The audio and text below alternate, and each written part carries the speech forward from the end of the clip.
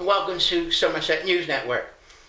We may be on a new YouTube channel called Bristol Brexit Party. I'm with two candidates for the election in Bristol.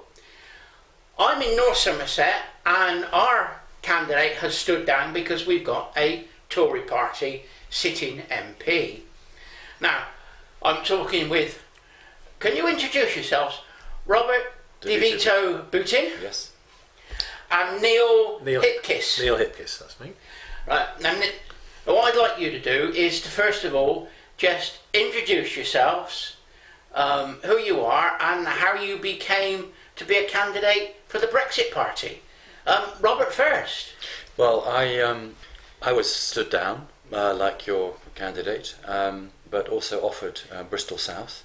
I was very excited about that possibility, and my wife and I came up to Bristol South and met a lot of wonderful people, and we immediately realised that we were in the right place. So we were very excited about representing the best interests of everybody who lives in Bristol South. And me, I'm a lifelong Eurosceptic, felt politically homeless in March, joined the Brexit Party the day it was launched, and I've been involved ever since. I used to work in Bristol. I've 30 years experience in Bristol, and it's actually I worked in the Bristol West constituency, so I know it very, very well. And when I was offered the chance to stand there, I just said yes, please, please, please. And difficult constituency to stand in, with it being a lot of Remainers, but we'll give it a go. Robert, you're standing for Bristol South. Bristol South, yes. And you're standing for Bristol West. Bristol West. How do you think we're going to manage if we could get our vote out as Brexit Party and we happen to win?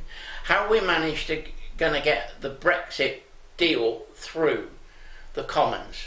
What do you think is going to happen?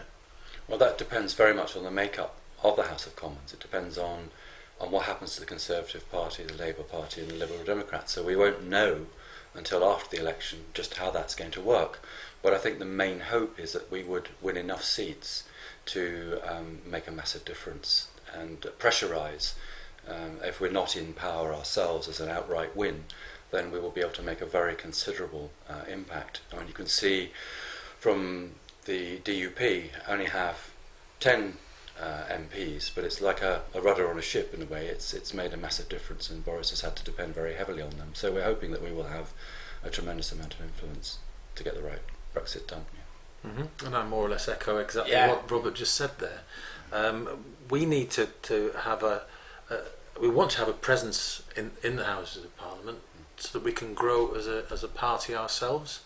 Because obviously once Brexit's finished, where do we go next? And I'd like to see us growing as a party and changing the politics for good, and being, as I say, being the rudder that steers the ship towards reforming the House of Lords and basically making our country fantastic again. That's why we're here. Brexit is obviously our big thing, but what in your constituency in Bristol is going to be your main focus? Robert? Well, from talking to a lot of people in Bristol South, I've been quite shocked at the levels of deprivation. It's a very interesting constituency with a lot of really wonderful people, a lot of people very proud to live there, but there's a lot of fear, a lot of difficulties, historic difficulties with the closing of schools, and a high level of exclusions, which has played into the hands of gang masters and drug dealers. I don't want to paint too negative a picture, but there is a lot of work to be done, and a great feeling that the people of South Bristol have been neglected for a very long time. I found out that the life expectancy in one part of the constituency is 9 years below the national average, and that takes decades to arrive at. So there's a huge amount of work to be done, and everyone we've spoken to is just very grateful that we've turned up, because we've turned up with a positive agenda, with a passionate desire to listen to people and to love them and to represent them properly, so that the community can be safe and can prosper, so that young people have prospects, so that families can feel that they can go out and about more. There's a lot of community rebuilding that needs to take place, and because we need to concentrate much more on the needs of the people than any particular political agenda. And Neil, the Bristol West is the main centre of Bristol as well, isn't it? That's right, yeah. Well, what are we going to do about this diesel tax they want to put on cars going through? I think that's something that needs to not necessarily go back to the drawing board, but needs to be discussed a little bit more, because we seem to have this most of my constituency will be within the closed off area, yet the hospital is in the closed off area as well. So anybody coming from, say, Robert's constituency who wants to get to a hospital, they're going to have to pay the £9 to drive to the hospital. And I think what the clean air zone is doing is just moving the pollution somewhere else, and it will double the pollution. The physical amount of carbon dioxide or carbon monoxide that will go into the air will be double, because people have to drive all the way around it to get to wherever they're going to go. But not only that, one thing I found fascinating is that they have this proposal to stop cars coming into the city, yet they're proposing to rebuild the Cumberland Basin, new bridges to allow more cars into the city. Again, that's not very popular with my residents.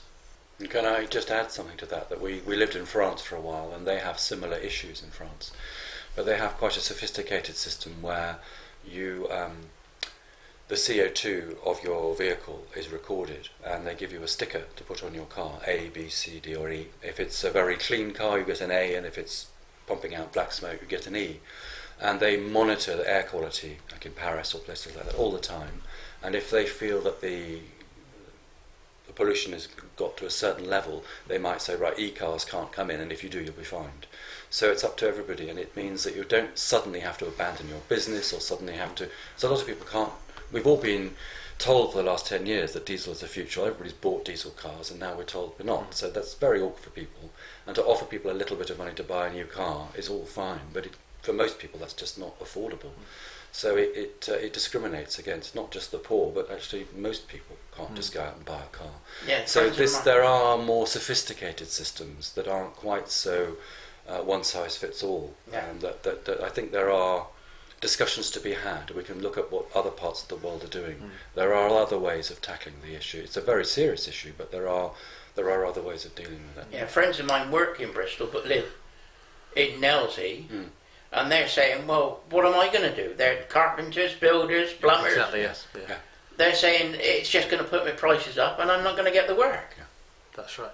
But I think there's probably, in my opinion, there's a better way of looking at it would be to say, pick out the cars that are polluting the most, because the new diesel engines actually pump out less pollution than the petrol engines.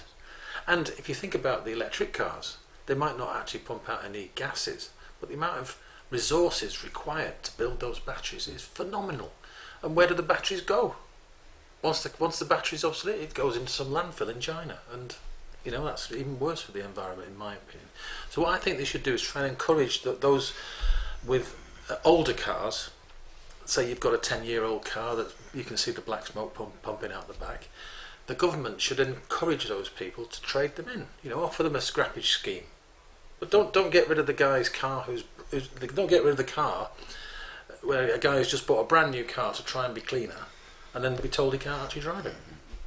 We could talk about this for hours, but we've got to try and keep it a bit tight. And the next thing I'd like to talk about is, Neil, you've got the BRI in your constituency. Now, how are we going to fix the NHS? Well, that's a big question. We obviously need to pump more money into it, but we're not going to magic that money out of a tree. You've got to earn that money, and the only way we can do that is for more taxes, which is more employment, more businesses working. The one thing that we are concerned about with the NHS at the moment is that it's not a level playing field. I mean, the BRI is a fantastic hospital, but you move to somewhere across the way and they don't get the same services as everybody else does. So we want to try and level out the health service so that people throughout the country get a fair crack at the whip. But yes, the NHS does need more money, but we need to spend that money wisely. If we manage to get some MPs, which we will, sure. How many, we don't know. If the Labour Party manage to hold the balance of power with the Liberal Democrats, because I don't believe they won't go into coalition if they got a chance of power, how are we going to stop the Labour Party borrowing all that money? Because although they say, oh, it's lower interest rates, what they're forgetting, it's still got to be paid back. Exactly. And that's our taxes. How do we stop that? Stopping them from getting into power in the first place. I mean, one thing I've found amazing is throughout my sort of my time as a Brexiteer, you always get told this is for the future of our children. This is for the future of our children. If the Labour Party want to borrow £1 trillion to pay for all these fancy schemes, fine, but somebody's got to pay that back. And yes, taxes will pay it back, but at the end of the day, it will be the children that pay it back. And that you need to live within your means. That's what I always say. Yeah, I agree, and I think the first thing is to make sure that Labour don't get in, because the last two Labour governments have left us broke. Yeah. I mean, the Labour going on, I'm not defending the Tories, but they often talk about this Tory austerity, but the only reason for that is because they left them in 2010 with no money. Absolutely. And that always happens, because there seems to be a lack of economic intelligence with Labour. They seem to have a view that if you chuck money at something, that will solve the problem. But it's much more subtle than that. You need to have the right relationships, you need to look at value for money. And I'm hoping that people will look at the plans and think, well, this is electioneering, this is promises before Christmas, and it's pretty ridiculous. I mean, the whole thing about broadband, the whole industry is looking at it and saying, well, this is insane. And other people are saying, well, at the moment I pay £30 a month for my broadband. If this scheme comes in, I'll be paying £50 a month through my taxes for broadband. So how does that help anybody? Mm-hmm. So it needs carefully looking at, and I think people need to not just... I think people are wiser than that. It's an election, and so all sorts of fairy story promises are being made, and I think people are much more politically acute than they were, and they can see what's going on. And certainly in Bristol South, if Labour start to make promises, then my view is, well, you've been here since 1935, so promises at this point have no credibility whatsoever. If you couldn't sort it out by now, then how could anybody possibly think that you can sort it out? You clearly can't.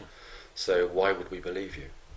I think people need to be much more aware of the electioneering that's going on behind these promises, because it looks at face value, oh, we're going to give you all this. It's like saying, I'm going to give you this year the most expensive Christmas present you've ever had. That's wonderful. But by the way, you're paying for it. I'd rather not, thank you very much. How helpful is that? I don't think it's very mature. I don't think it's very responsible. And I think most people actually are wiser than that.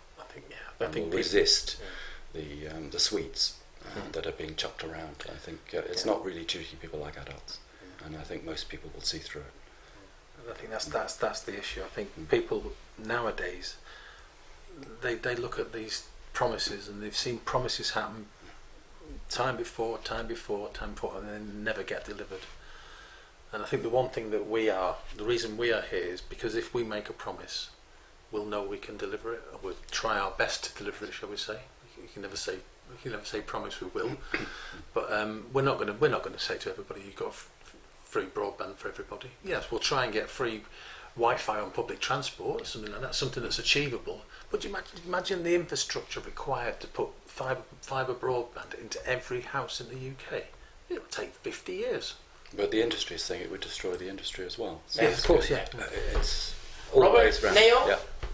Thank you very much for talking to us. Thank you. And we'll try and set up a Bristol Brexit Party YouTube channel for all of you. Thank you. Thank you very much. Anyway, thank you very much for talking to us.